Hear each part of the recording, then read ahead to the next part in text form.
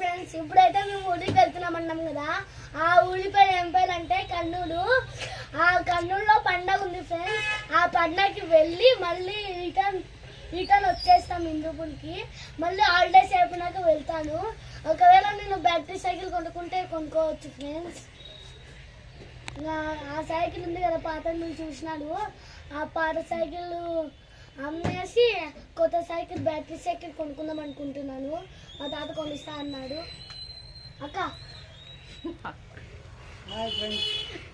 Battery cycle కొనిస్తా అన్నాడు. అయితే అది అమ్మేసి బ్యాటరీ సైకిల్ కొనిస్తా అన్నాడు. అక్క మంజు అక్క కదా చూపి అక్క.